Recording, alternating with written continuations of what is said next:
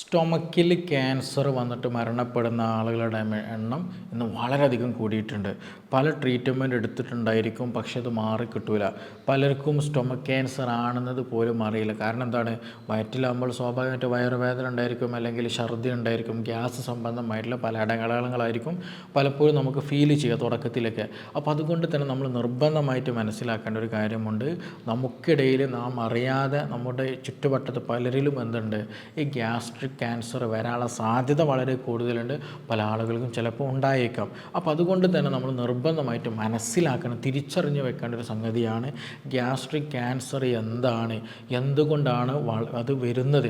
അതേപോലെ തന്നെ ഈ ഗ്യാസ്ട്രിക് ക്യാൻസർ വരാനുള്ള പ്രധാനപ്പെട്ട ഒരു കാര്യമുണ്ട്. അത് നമ്മുടെ സ്പൈസി ഫുഡോ അല്ലെങ്കിൽ ഈറ്റിംഗ് റിലേറ്റഡ് ആയിട്ടല്ല കൂടുതൽ വരുന്നത്. അതൊരു ബാക്ടീരിയയുടെ പ്രസൻസാണ്. എച്ച് പൈലോറിക് ബാക്ടീരിയ എന്ന് പറയും. അത് ഓൾമോസ്റ്റ് 50% അല്ലെങ്കിൽ അതിന് കൂടുതൽ തന്നെ ഓൾമോസ്റ്റ് എല്ലാ ആളുകളുടെയും സ്റ്റൊമക്കിലുണ്ട് എന്നുള്ളതാണ് സയൻസ് പറയുന്നത്.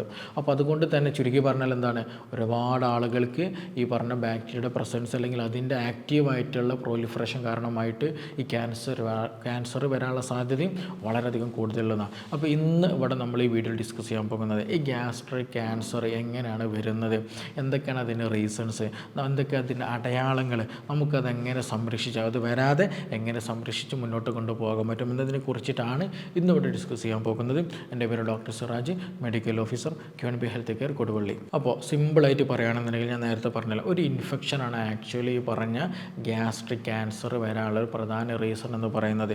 ഈ ഒരു ഇൻഫെക്ഷൻ, അതായത് എച്ച് പൈലോറിക്കിൻ്റെ പ്രസൻസ്.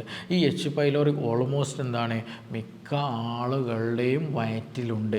ചിലതിലൊക്കെ എന്താണ് നല്ല ആക്റ്റീവായിട്ട് മൂപ്പര് വർക്ക് ചെയ്യുന്നുണ്ടെന്നുള്ളതാണ്. അപ്പോൾ ഇതിൻ്റെ മൂപ്പര് വർക്ക് ചെയ്യാണ്ട് ഇങ്ങനെ ഒരു അങ്ങോട്ടും ഇങ്ങോട്ടും ഇല്ലാത്ത രീതിയിൽ, പ്രശ്നമില്ലാത്ത രീതിയിൽ നിൽക്കാൻ വലിയ ബുദ്ധിമുട്ടില്ലാതെ എന്ത് ചെയ്യും, മുന്നോട്ട് കൊണ്ടുപോകും. പക്ഷേ നമ്മൾ പ്രോപ്പറായിട്ട് ഭക്ഷണം കഴിക്കുന്നില്ല, നമ്മൾ തോന്നിയതുപോലൊക്കെ കഴിക്കുന്ന ശീലങ്ങൾ, തോന്നിയതുപോലെയുള്ള ഹാബിറ്റ്സുകൾ, സ്മോക്കിങ് കാര്യങ്ങൾ, ആൽക്കഹോൾ കൂടുതലായിട്ട് എടുക്കുന്ന ശീലങ്ങൾ. അപ്പോൾ ഇങ്ങനെയുള്ള പല നമ്മുടെ ലൈഫ് സ്റ്റൈലുകൾ എന്ത് ചെയ്യും, ഈ പറഞ്ഞ ബാക്ടീരിയനെ കൂടുതൽ ഓവർ വർക്ക് ചെയ്യുക, അല്ലെങ്കിൽ അത് കൂടുതലായിട്ട് എന്ത് ചെയ്യും, വർക്ക് ചെയ്യാനുള്ള ടെൻഡൻസി ഉണ്ടാക്കി കൊണ്ടുവരും. അപ്പോൾ അതിൻ്റെ വർക്ക് കൂടുതലായിട്ട് നടന്നു കഴിഞ്ഞാൽ നേരത്തെ പറഞ്ഞതുപോലെ ഗ്യാസ്ട്രിക് ക്യാൻസറുകൾ കൂടുതലായിട്ട് വരും, ഗ്യാസ്ട്രിക് അൾസറുകളൊക്കെ വരും എന്നുള്ളതാണ്.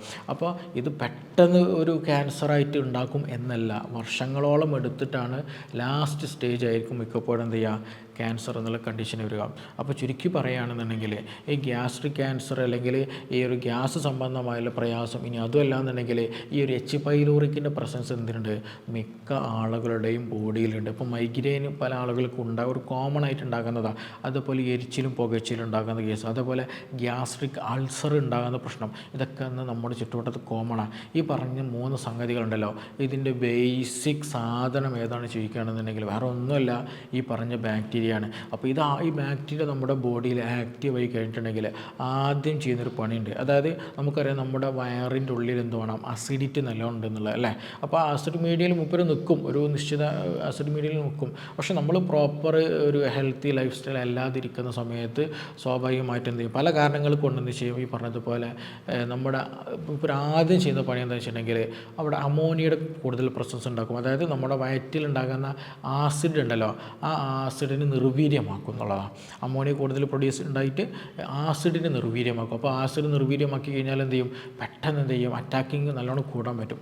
അപ്പോൾ ആസിഡ് അവിടെ നഷ്ടപ്പെട്ട് കഴിഞ്ഞാൽ സ്വാഭാവികമായിട്ടും, അല്ലെങ്കിൽ ആസിഡിറ്റിൻ്റെ ആ ലെവൽ തോത് കുറഞ്ഞു കഴിഞ്ഞാൽ സ്വാഭാവികമായിട്ട് നമുക്ക് അവിടെ എന്ത് സംഭവിക്കും, അവിടെ ഇൻഫ്ലമേഷൻ ഉണ്ടാകും. ഗ്യാസ്ട്രിക് മ്യൂക്കോസയിൽ ഇൻഫ്ലമേഷൻ ഉണ്ടാകും.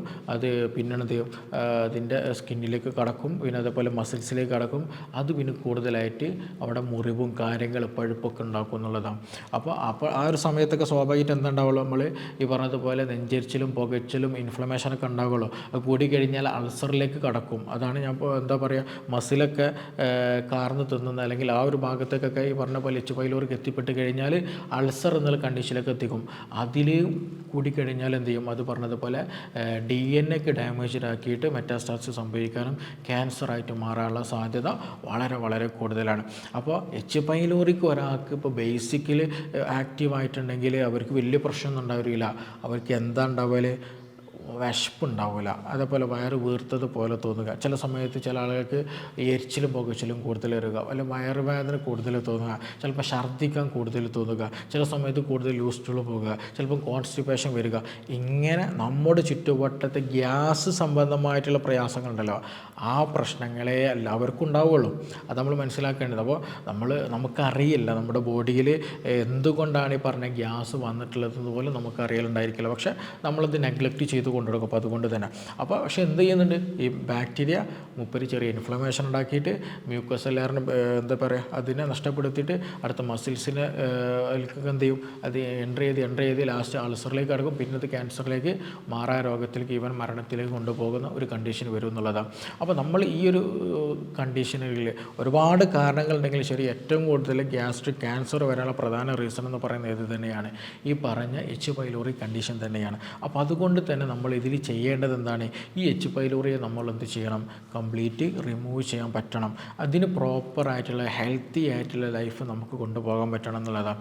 അപ്പോൾ ഇത് നമ്മൾ എച്ച് പൈലോറി വന്നിട്ടുണ്ടെങ്കിൽ അതിൻ്റെ സിംറ്റംസ്, അടയാളങ്ങൾ ഞാൻ നേരത്തെ പറഞ്ഞതുപോലെ എന്താണ്, ഛർദ്ദിക്കാൻ വരിക, ചിലപ്പോൾ വയറ് കാളിച്ച് കൂടുതൽ തോന്നുക, വയറ് വേദന വരിക, അതുപോലെ വയറ് കോച്ചിപ്പിടുത്തം വരിക, ചിലപ്പോൾ വയറ് വീർത്തത് പോലെ തോന്നുക, കോൺസ്റ്റിപ്പേഷൻ അല്ലെങ്കിൽ ലൂസ് സ്റ്റൂൾ അനുഭവപ്പെടുക, ചില ആളുകൾക്ക് മൈഗ്രെയിൻ്റെ പ്രശ്നങ്ങൾ കൂടുതലായിട്ട് വരിക, അതുപോലെ സ്കിൻ അലർജി, അങ്ങനെ ഗട്ട് സംബന്ധമായിട്ടുള്ള വയറ് സംബന്ധമായിട്ടുള്ള പ്രശ്നങ്ങൾ കൂടുതലായിട്ട് വരുന്നുണ്ടെങ്കിൽ അതിനർത്ഥം വയറ്റിൽ എന്തോ ഒരു ഇൻഫ്ലമേഷൻ വന്നിട്ടുണ്ട് തന്നെയാണ്. അത് ചിലപ്പോൾ എച്ച് പൈലോറിക് ആയിരിക്കാം, ചിലപ്പോൾ മറ്റെന്തെങ്കിലുമൊക്കെ ആയിരിക്കാം. അപ്പോൾ അത് എച്ച് പൈലോറിക് ആണോ എന്നുള്ളത് നമ്മൾ എന്ത് ചെയ്യണം, വേണ്ട ടെസ്റ്റുകളുണ്ട്, യൂറിയ ടെസ്റ്റുകളും കാര്യങ്ങളൊക്കെ ഉണ്ട്, അതൊക്കെ എന്ത് ചെയ്യണം, നമ്മൾ പ്രോപ്പറായിട്ട് ചെയ്തിട്ട് ഉണ്ടോ ഇല്ല എന്നുള്ളത് ഉറപ്പ് വരുത്തുക എന്നുള്ളതാണ്. അതേപോലെ തന്നെ സ്പൈസി, എരിവ് കൂട്ടിയ ഭക്ഷണങ്ങൾ കഴിക്കരുത്. പിന്നെ പുകവലി കൂടുതൽ പാടില്ല, പുകവലി ഒഴിവാക്കണം ഏറ്റവും നല്ലത്.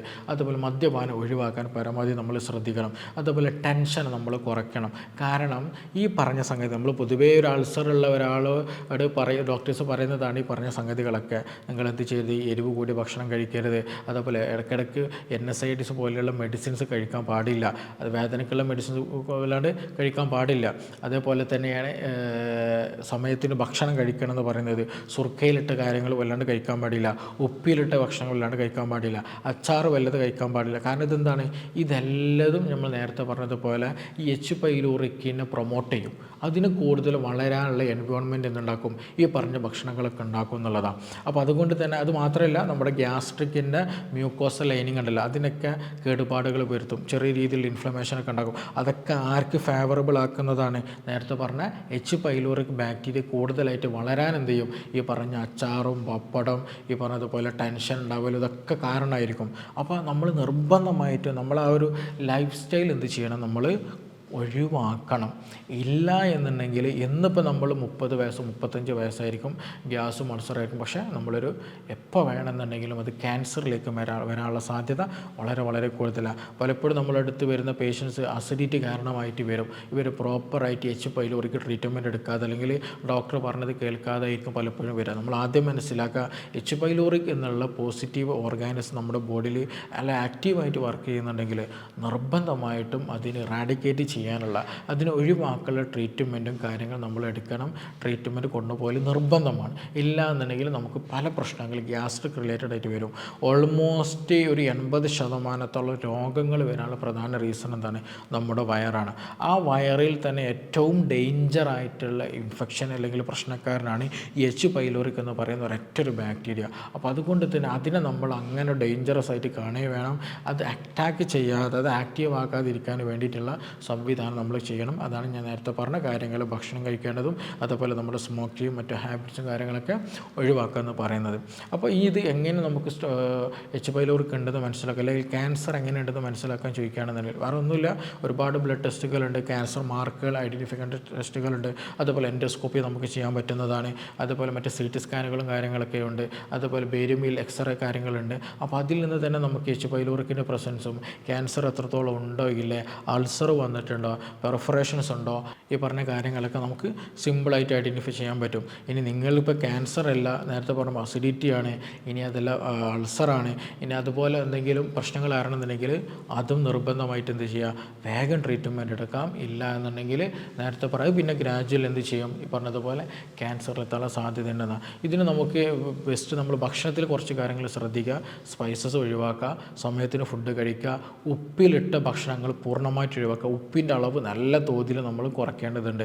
കാരണം ഉപ്പ് കൂടുതൽ കഴിച്ചാൽ സെൽ ഡെത്ത് പെട്ടെന്ന് നടക്കാനുള്ള സാധ്യത വളരെ വളരെ കൂടുതൽ, പെട്ടെന്ന് ഡീഹൈഡ്രേഷൻ സംഭവിക്കും. അപ്പോൾ അതുകൊണ്ട് തന്നെ ഉപ്പിലിട്ടതും അച്ചാർ, മിച്ചർ, പപ്പടം, ഇങ്ങനെ ഉപ്പ് കൂടിയ ഭക്ഷണം, എസ്പെഷ്യലി നമ്മൾ ഫാസ്റ്റ് ഫുഡ് ആകുമ്പോൾ എന്താ ഉപ്പ് കൂടുതലുണ്ടായിരിക്കും. അപ്പോൾ അങ്ങനെയുള്ള ഉപ്പ് കൂടിയ ഭക്ഷണങ്ങൾ നമ്മൾ നിർബന്ധമായിട്ടും കുറയ്ക്കുക എന്നുള്ളത് തന്നെയാണ്. സോൾട്ടഡും അതേപോലെ തന്നെ പിക്കിൾഡ് ആയിട്ടുള്ള ഭക്ഷണങ്ങൾ കാര്യങ്ങളൊക്കെ എന്ത് ചെയ്യുക, നമ്മൾ പൂർണ്ണമായിട്ട് ഒഴിവാക്കുക. അതേസമയം ആവശ്യത്തിന് വെള്ളം കുടിക്കൽ വളരെ വളരെ ഇമ്പോർട്ടൻ്റ് ആണ്. അതേപോലെ പുളി കുറഞ്ഞ അല്ലെങ്കിൽ പുളി ഇല്ലാത്ത യോഗേട്ട്, തൈരൊക്കെ എന്ത് ചെയ്യുക, നമ്മളൊരു നേരെങ്കിലും ഭക്ഷണത്തിൽ ഉൾപ്പെടുത്തുക. വേറെ പ്രശ്നങ്ങളൊന്നും ഇല്ലാന്നുണ്ടെങ്കിൽ ഭക്ഷണത്തിൽ ഉൾപ്പെടുത്തുക എന്നുള്ളതാണ്. അതുപോലെ ഭക്ഷണത്തിൽ ആൻറ്റി ഇൻഫ്ലമേറ്ററി ആയിട്ടുള്ള മഞ്ഞൾ, അതേപോലെ തന്നെ ഇഞ്ചി, ചുക്ക്, ഗ്രാമ്പു, പട്ട, ഇതൊക്കെ എന്ത് ചെയ്യുക, ആവശ്യത്തിന് ഭക്ഷണത്തിൽ ഉൾപ്പെടുത്തുക. അതേപോലെ നിങ്ങൾക്ക് ഇനി ഗ്യാസ്, വയറ് വീർക്കുന്നുണ്ട്, ക്ഷീണമുണ്ട്, ബുദ്ധിമുട്ടുണ്ട്, ശോധന കിട്ടുന്നില്ല, ബുദ്ധിമുട്ടൊക്കെ ഉണ്ടെങ്കിൽ നമുക്ക് എന്ത് ചെയ്യാം, മല്ലി തിളപ്പിച്ച് അല്ലെങ്കിൽ ജീരകം തിളപ്പിച്ചിട്ടുള്ള വെള്ളം എന്ത് ചെയ്യുക, നല്ല രീതിയിൽ കുടിക്കുകയാണെന്നുണ്ടെങ്കിൽ നല്ല മാറ്റം അതിലൂടെ കൊണ്ടുവരാൻ പറ്റും. അതേപോലെ തന്നെ നമുക്ക് കഴിക്കാൻ പറ്റുന്നൊരു സംഗതിയാണ് ഈ എച്ച് പൈലോറിക്കിനെതിരായിട്ട് നല്ല പൊട്ടൻ്റ് ആക്ഷൻ കിട്ടുന്നതാണ് ഇരട്ടി മധുരം എന്ന് പറയുന്നത്, അല്ലേ.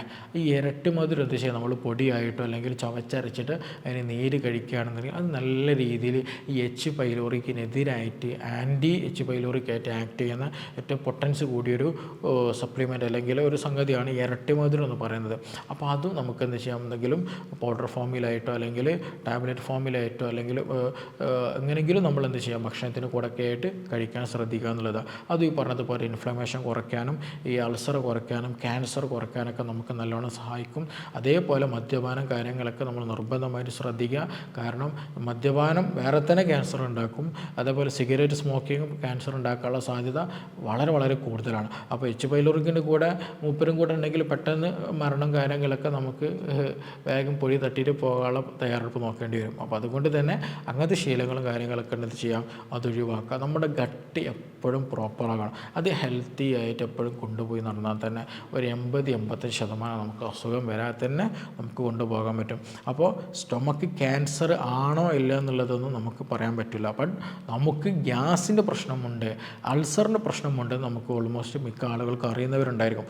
അവരെന്ത് ചെയ്യുക, വേഗം ഹീൽ ചെയ്യുക, വേണ്ട ട്രീറ്റ്മെൻറ്റ് എടുക്കുക. ഇനി നിങ്ങൾക്ക് നല്ല ക്ഷീണം വരുന്നുണ്ട്, ഭക്ഷണമൊന്നും കഴിക്കാൻ പറ്റുന്നില്ല, ഛർദി കൂടുതലാണ്, അതേപോലെ അനീമിയ കൂടുതലായിട്ട് രക്തക്കുറവിൻ്റെ പ്രശ്നം നല്ലോണം കൂടുതലുണ്ട്, അതേപോലെ തന്നെ ചെറിയ മീൽ ഭക്ഷണം കഴിക്കുമ്പോൾ വയറ് വീർത്തതുപോലെ പ്രശ്നങ്ങൾ കാണുന്നുണ്ട്, അതേപോലെ ഒരു കാരണവും ഇല്ലാതെ തടി കുറയുന്ന കണ്ടീഷൻ കാര്യങ്ങളുണ്ടെങ്കിൽ, കൈയും കാലും വേദനയ്ക്ക് വരുന്നുണ്ടെങ്കിൽ നിർബന്ധമായിട്ട് എന്ത് ചെയ്യണം, ഡോക്ടറെ കാണണം. കാരണം ഈ പറഞ്ഞ അടയാളങ്ങളൊക്കെ എന്താണ്, ക്യാൻസറിൻ്റെ അടയാളങ്ങളാണ്. അപ്പോൾ അതുണ്ടോ ഇല്ല എന്നുള്ള ഉറപ്പ് വരുത്തിയിട്ട് വേണ്ട ട്രീറ്റ്മെൻറ്റ് എടുക്കാൻ ശ്രദ്ധിക്കാം. ഇനിയിപ്പോൾ നിങ്ങൾക്ക് എന്തെങ്കിലും പ്രശ്നങ്ങളുണ്ട്, ഗ്യാസ് സംബന്ധമായ പ്രശ്നമുണ്ട്, അൾസറിൻ്റെ പ്രശ്നമുണ്ട്, എച്ച് പൈലോറിക് പോസിറ്റീവാണ്, അപ്പോൾ ഇതുമായി ബന്ധപ്പെട്ട എന്തെങ്കിലുമൊക്കെ സംശയങ്ങൾ, കാര്യങ്ങൾ, എന്തെങ്കിലും തീർപ്പ് കൽപ്പിക്കാൻ ആഗ്രഹിക്കുന്ന ആളുകൾ, എന്തെങ്കിലും അറിയാനൊക്കെ കൂടുതൽ ആഗ്രഹിക്കുന്ന ആളുകൾക്ക് എന്ത് ചെയ്യാം, താഴെ തന്നുള്ള നമ്പറിൽ ബന്ധപ്പെടാവുന്നതാണ്. ഇതിന് ട്രീറ്റ്മെൻറ്റ് ഓപ്ഷൻസും കാര്യങ്ങളൊക്കെ അവൈലബിൾ ആണെന്ന്, അപ്പോൾ നമുക്ക് വേണ്ട കാര്യങ്ങളൊക്കെ ചെയ്യാൻ പറ്റാവുന്നതാണ്. നിങ്ങൾക്ക് എന്തെങ്കിലും സംശയങ്ങൾ, കാര്യങ്ങൾ എന്ത് ചെയ്യാൻ താഴെ തന്നിട്ടുള്ള നമ്പറിൽ ബന്ധപ്പെടാവുന്നതാണ്. നമുക്കിനി മറ്റൊരു വിഷയവുമായി ബന്ധപ്പെട്ടിട്ട് വീണ്ടും കാണാം. Thank you.